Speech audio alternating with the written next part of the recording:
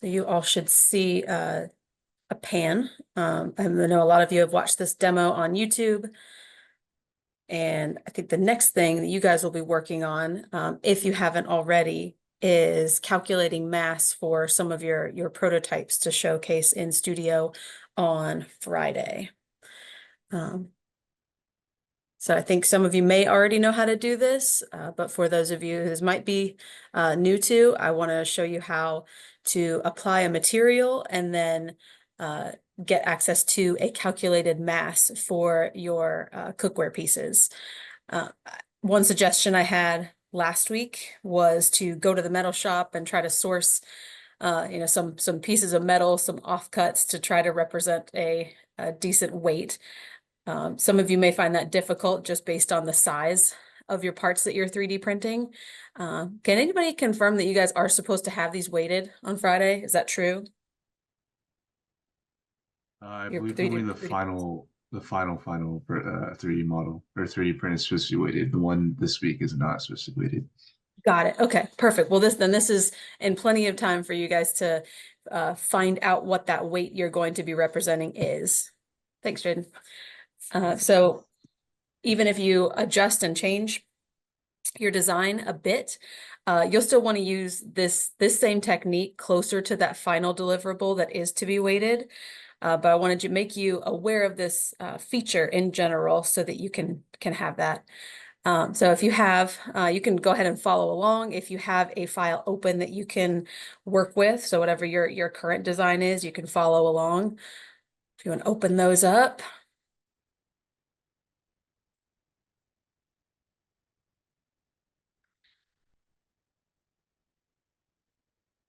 Right, so one thing we've not touched on over in the property manager here is material. And you can see now it's kind of between these as not specified. So it's calling it out that it does not have a material associated with it. One thing I've done in a couple of these demos is to change the appearance by right-clicking onto that globe, the little color globe, selecting the body and changing its color. I do that mostly because I like the way that it looks, but that doesn't actually apply a material to it, just a color. So that's what I've been doing so far, just to get a nice something representative of a cast iron. So that's how I've been doing that and treating it so far. But that won't really help me to calculate the mass or give me any extra information about my piece, my cookware piece. So what we're going to do is go over into the Property Manager tab and click on Material. So it'll be highlighted in blue. And over here, you'll see a bunch of different options, but you'll notice that none of them is cast irons. You see a malleable cast iron, but I don't see just a cast iron. So in there, I'm going to go and click Manage Favorites. And it'll bring up another menu. It looks like this. There's a lot here. Don't get overwhelmed by how many different ones there are. We're going to go straight to what we're looking for. If you click SolidWorks Materials and then Iron, there are 5 different options, but the one that best represents cast iron like you would use in a cookware piece is going to be this gray cast iron, sandblasted. So SN, I guess, is sandblasted. The gray cast iron is very similar, but malleable cast iron is used for plumbing and fittings, things that need to be a little bit malleable in order to work properly. But our cast iron, that gray cast iron is what we're looking for. So this is going to allow you, selecting it over here on this left side, will allow you to add it to your favorites. If these materials are in your way and there's just nothing that you need over here or want to see, you can delete some of these. Just make sure you've added that gray cast iron to your favorites material tab. That's all you have to do there. So we're going to close out once we have gray cast iron added to that favorites list. And now when we right click on the material, we are going to see it in our list over here, gray cast iron. So we will click that. And first of all, it does give us a fairly nice representative cast iron finish. But also what that does is it will assign a mass property to that part. And So what we're gonna do from there is all the tabs I had you or suggested you slim down at the very beginning uh, intro videos, because I don't like to see a whole bunch of stuff. Even these analysis preparation, I'm not using that. But evaluate should be a tab that you have up here. I use that pretty often just for measuring either wall thicknesses or volumes. So that evaluate tab should be there. If it's not, you can right click and then add that tab back. So evaluate. So go into evaluate. We only have one solid body in here, which is helpful. If you have several, it will just take all of them together. So if you have multiples in there, you may just want to select that individual body that you want to know the mass of. So what we're going to do is click mass properties right here. And because we've already assigned a material, it's going to tell us what that mass is. We don't care so much in this instance about the density or the volume or the surface area, but that mass is exactly what we're going to need to represent in our final weighted prototype. So working from there, if you have a mass calculated that either is approaching that 15-pound limit or seems just a bit too heavy, to you. So I don't know if it's picking up, a gallon of milk is 8 pounds. So if you pick that up and think about your user, think about what they're going to be doing with this piece, it may be a call to action to either slim it down, reduce the size, just consider some of those elements. So yeah, so this one says it is 7¼ pounds. If I would have changed that material, or actually, let's go back. So before I applied the material, I believe this mass properties just assigns it, I think it's the density of water. Yeah. So this amount of water would be 1 pound. So that's kind of funny. So cast iron is obviously much denser. We all know that. But if you don't apply a material beforehand and just try to do the evaluate and mass properties without applying that gray cast iron material, you will get a much different result. So those will be the steps that you would take to estimate that mass. So you'll now have that information to move forward with. So I wanted to call that out. That's good that you guys will have a bit more time to work on that, because I think also knowing what that weight is, you'll be able to try to collect some material that is dense, like cast iron, so that you don't have to make a very bulky addition to the bottom. Some things that we have used in the past, specifically in power tools, we did try to weight some of our samples just so we could see what that center of gravity felt like in the hand, have people pick it up and tell us if we really needed to streamline and slim it down. We would either get a 3D print and almost have a hollow cavity at the bottom. So this wall thickness at the bottom was really thick, and we would cut a little hole in it and fill it with either like buckshot or lead pellets or something.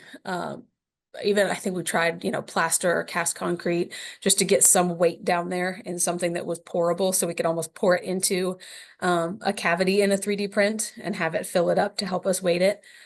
So there are a couple different options, but keeping those in mind now will allow you to build that into your designs, either as an addition. So you might be able to say to Jonas and to Jason, this doesn't represent the design. It's thicker at the bottom to add that extra weight. So it's a conversation that you guys can navigate in studio on what'll be acceptable for representing that weight in that final prototype. So yeah, just wanted to run through that. And secondly, I have another one that's a little bit more focused on design refinement and order of operations for your CAD progress. And this is not anyone's particular file from this week, but I think this illustrates some of the common themes I was seeing across some of the submissions. So I mocked up, and this was really quick, so I did not there's not a lot of attention to detail in here, but I can show you one thing, and that is that you can do quickly to give your pieces a little bit more character. So this is supposed to be like a 9 by 13 baking dish.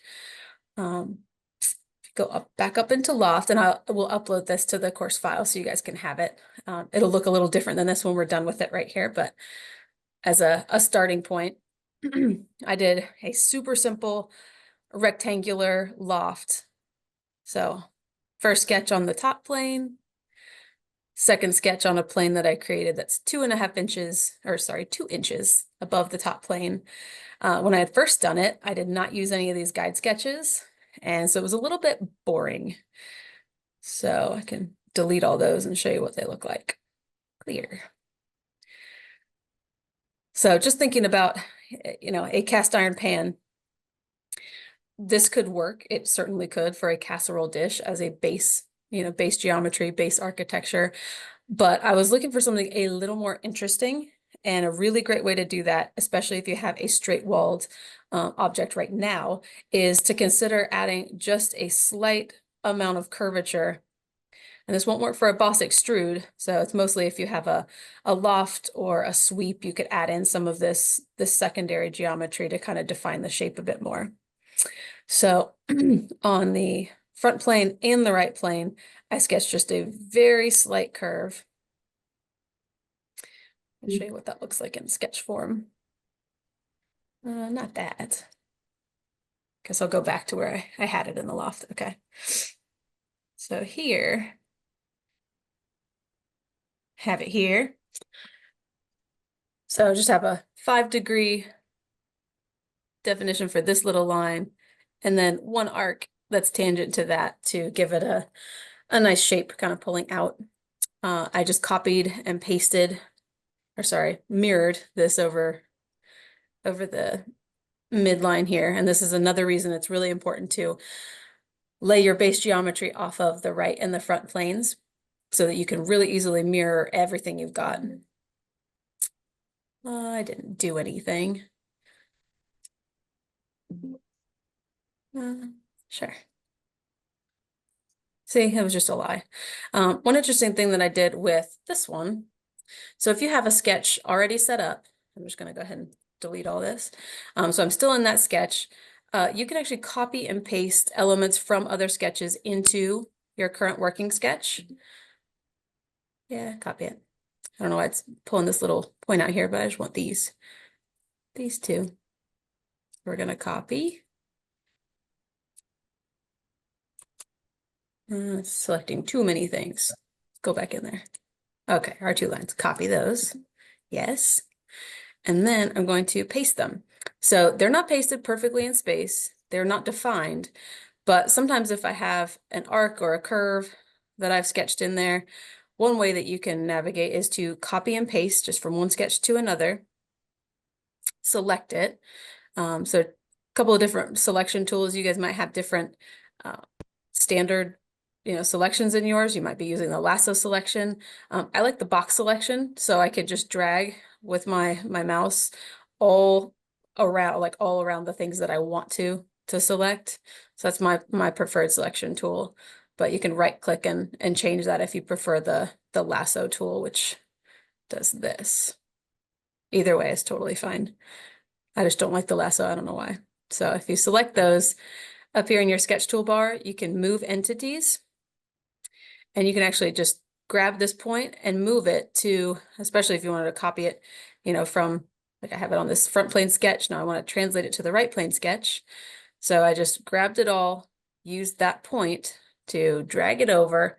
And you do still have to go back in and add in any constraints that you want to see. But it does make it easy sometimes if you have a couple of different splines or radii that you would like to bring over and not have to resketch. Now, again, I want to make sure that it is interacting with all of my base or core geometry here. So I'm going to have that pierce or something. Come on. So I selected my point and my line, and it doesn't want to help me at all. So that's rude.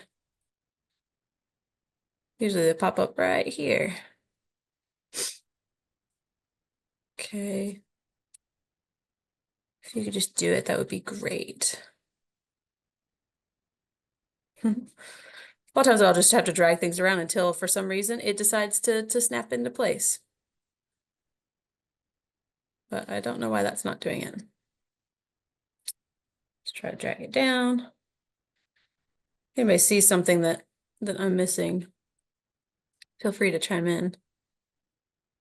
I don't know. I don't know why it's doing that. Sometimes it's like it needs to be reminded that it works for you, which is very frustrating. But it should work for you, not the other way around. Come on. Delete that.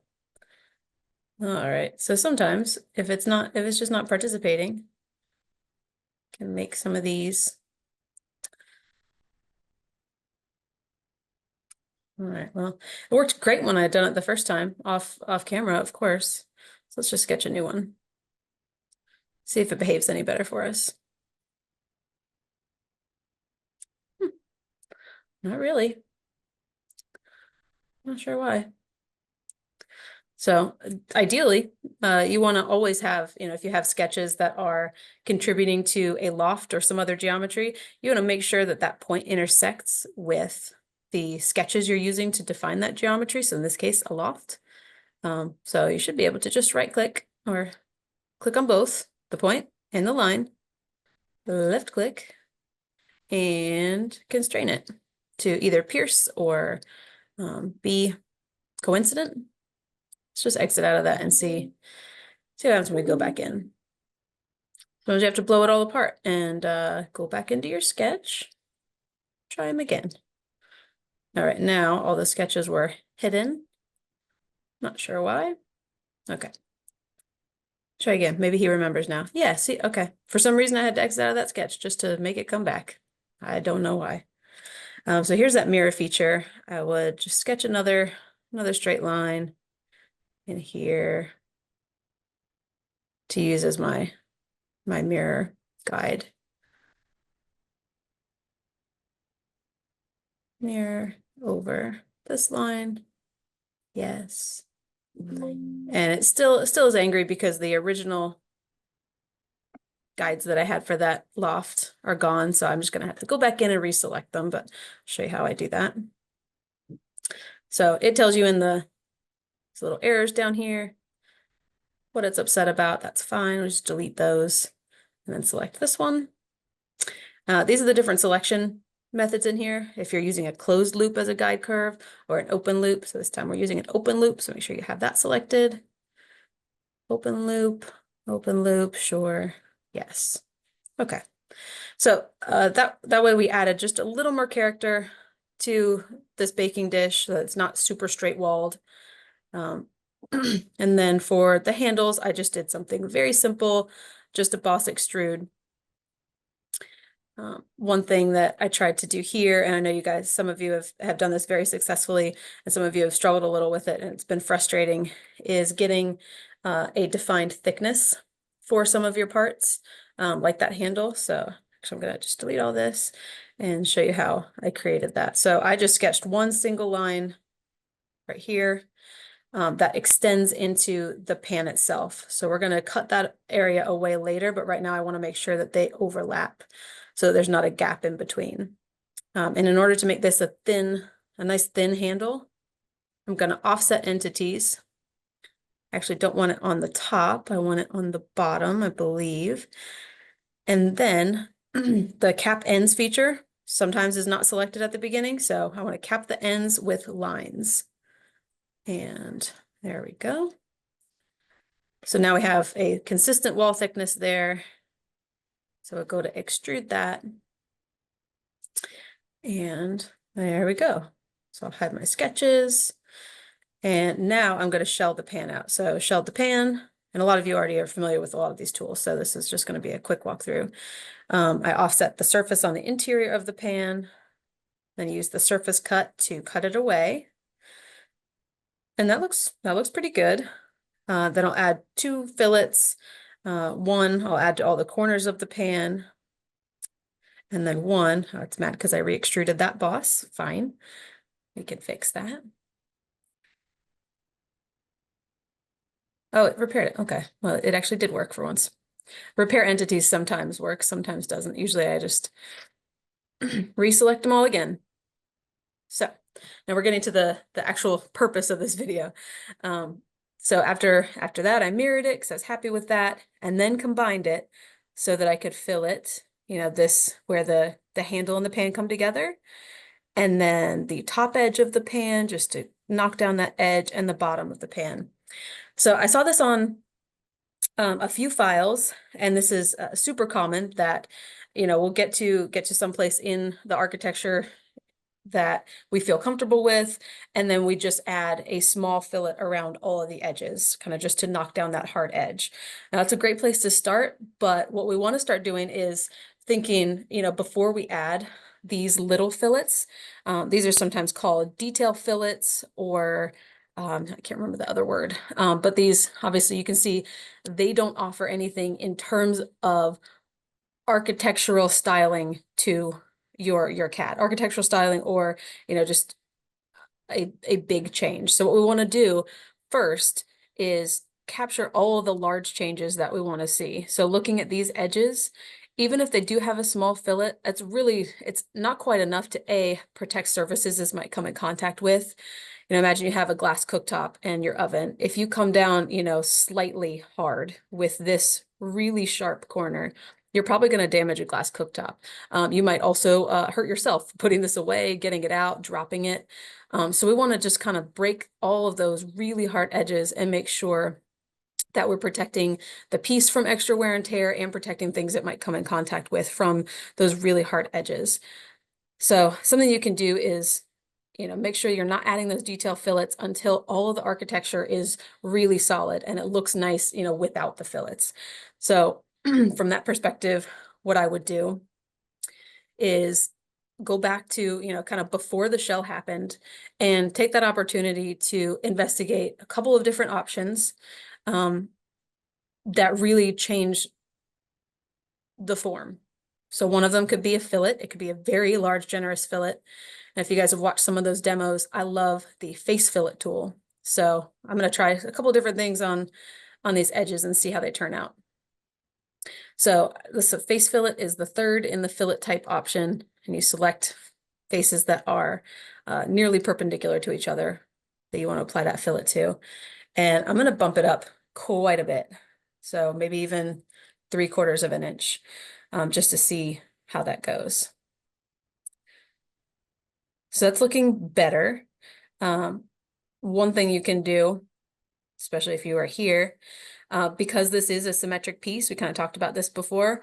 This is something I really like to do in kind of early architecture phase. I could have just lofted, this one corner, but oftentimes what I'll do is, if I'm getting back into it, I'll almost use the CAD file as something I'm sketching over. So I know we've all had this experience in studio. You're sketching on top of something. You're just you're erasing some, you're throwing away some. You're just trying to see what works. So you're probably not going to keep what you're working with. So I'd kind of try to get familiar with and comfortable with the fact that this might not be the file you end up going with. You might need to experiment. So a lot of times I will go back into CAD and experiment. So I just used these two lines to cut away. So now I essentially have, 1/4 of my design.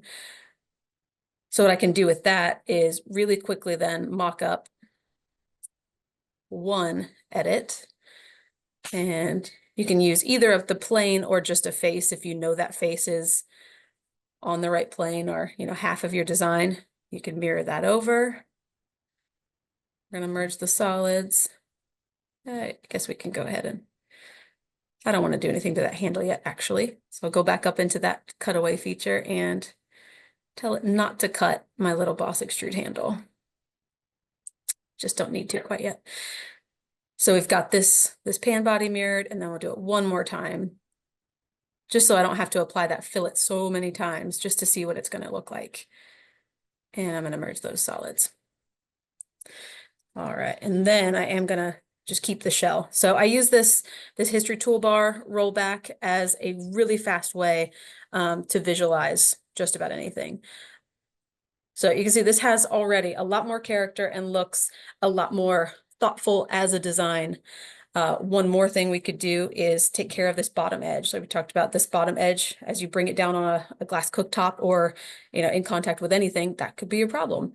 So I'm probably going to do another light, nice, generous fillet on the bottom using that face fillet tool. Now that I have them all together, I can do that. That might be a bit too much. So I usually try to vary the fillets that I'm using so that they don't look too bulbous. If you use all super large fillets, then it gets round, and depending on the styling you're going for, way too friendly looking, just way too over the top. So definitely make sure that you are varying your fillets, not using them all the same. I think I could go just a little bit higher on that one, and then we'll move on. I'll show you how I would do a couple iterations. So that looks pretty good. Sometimes I'll take, just a screen grab of something like that, for, just for my own knowledge of, hey, here's a place I got to, so that if I delete it or something, I remember that it was there. So that snip tool or, print screen, is a great way to do that. But what I like to do now is, so I have that fillet in place. I go, okay, so what if I didn't want to do a fillet? What about a chamfer? That still removes material from that edge and still could be a way to elevate the design, at that core architecture level. If I want something a little more angular, I would definitely go with a chamfer and then some nice fillets on each side of that chamfer. So again, I'll go back to that quarter of the design. That might not even be enough. Maybe I want something even more dramatic. 1 inch, not 10 inches. Maybe a whole inch. Sure. So something like that looks even a little more sculpted. Try 1.5 just to see. And then when you roll down, that fillet won't allow you to use it anymore, because that edge has now been consumed by your chamfer. But if I am not sure I want to use one or the other, I will just right click and suppress that feature. So I'll show you that again. I think I've used this a couple times before, but just here. So I'll right click on it, and this little 2 blocks stacked with an arrow down, that means suppress. And that means it's memory, like, it's still saved in the part, but it's not going to apply it. So it grays it out. So you still have it. If you want to unsuppress that and use it later, you can. But now that chamfer is consuming that edge. So I'll choose fillet again, and I'll just do a simple edge fillet for these two. So for the edge fillets, just a constant size fillet, that first option. And I'm going to do something fairly large, but not super dramatic, because what I want to do now is just, make sure that that's not super sharp. So I'm pretty happy with that. And now, because it was, created from that same underlying body, if you mirror it and mirror it again, it is still going to work for you. So that's a really nice way to quickly visualize, some differences between either a chamfer or a fillet, as an architectural detail rather than a really small fine detail. So I hope that comes through as far as how, you can use those tools to refine and update your designs. Now we'll go again back to this little extruded handle. And I'll take some cues, here, since I'm chamfering off this edge, I probably want to do something similar here. So I'll just start with that. And that might be too dramatic, but maybe not. Maybe it gives you the opportunity to almost bring a line that continues from edge to edge there. I think that looks pretty good. Similarly, you can do the same one over here. What you'll want to be careful with, especially with the chamfer tool, you can kind of see right now, these are maybe not, I don't know if those are the same or not. I don't think they are. So you'll have both of these in your selection manager here. If you go down to flip direction, sometimes you can see them. Well, it's at one. Okay, so it is. They are the same. So 1 inch and 45 degrees. If these had a different kick to them, so I'll put them back at 45. But see, that's where it is. So when it's not at a 45-degree angle, you can determine, what looks good and what suits your needs for the particular chamfer you're working on. But if it's anything other than 45, they can kind of get mismatched. So you'll want to look at them, and if they are kind of flipped, you'll want to hit that flip direction arrow down here in the chamfer parameters. But If we put it back to 45, then should fix itself. They still look a little off to me. I don't know why. Nope, they're fine. All right, so that said, I'll probably do the same thing, just add fillets to those exterior edges. And so these are more detail fillets than architectural fillets. So they come later. And I'd always suggest, for very small fillets to save them, until closer to the end of your process. Now this down here, so that's the base fillet and the shell. So all of these should rebuild fine until, oh, maybe not.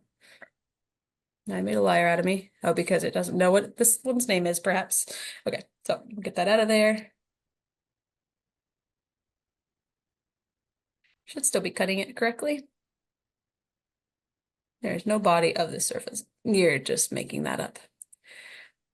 I encourage you guys to, talk to yourselves or Smack Talk SolidWorks if it makes you feel better. It usually makes me feel better. So, oh, I see why. So in that surface offset, we originally had selected all of the surfaces that were in that very square design, but now it's a little bit different. So I'll edit that. Oops, the surface offset is what I need to update. This one here. So you can see there's a lot of surfaces missing. It should still work fine. Really, I only need that surface because it's the only one that is interacting around that handle area. So that should be fine.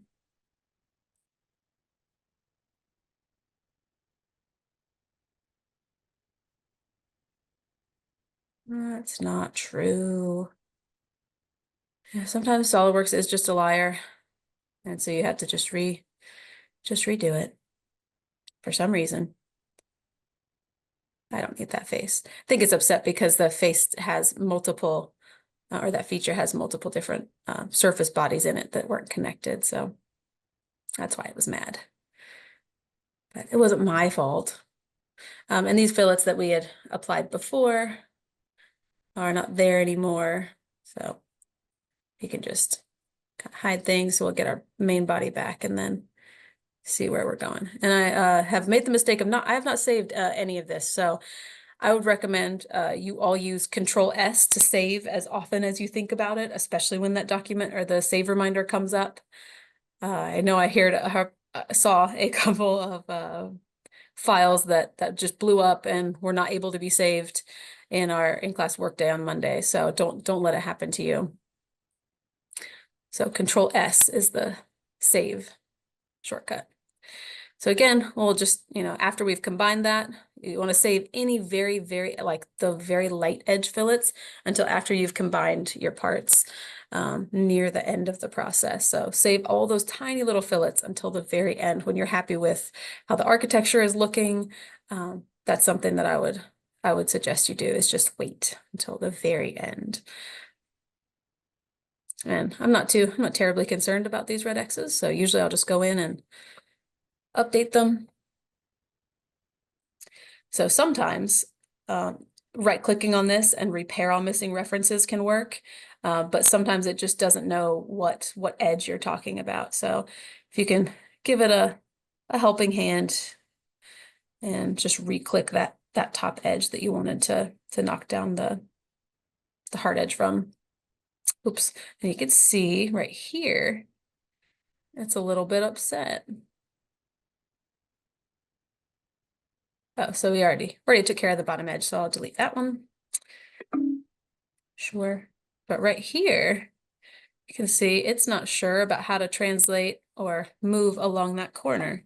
So you can open it up and investigate why. So I have tangent propagation on. Could be that it's just a little too large to nicely go around that corner. I don't think that's true. So sometimes you do have to go and click another edge for it to follow along. Not sure what drives that, but you can see here, I do have full preview on. So it's going to preview everything that it knows how to fill it, given the inputs that you have. So a lot of times you'll just have to go along this dotted line generally means that it's just not quite sure how to resolve that. So you could just go and select all the edges you see with that dotted line and make sure that they preview before you click out of it. So now it continues all the way across.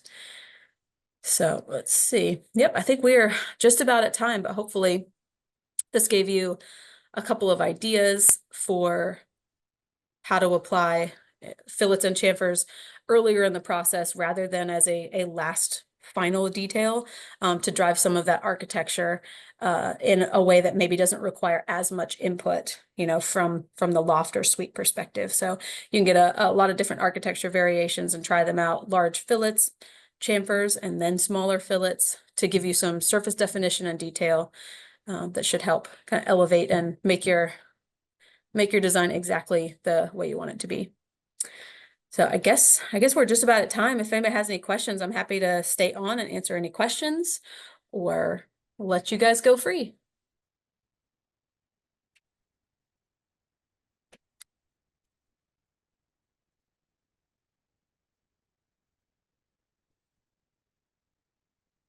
All right. See ya. Thank you, everybody.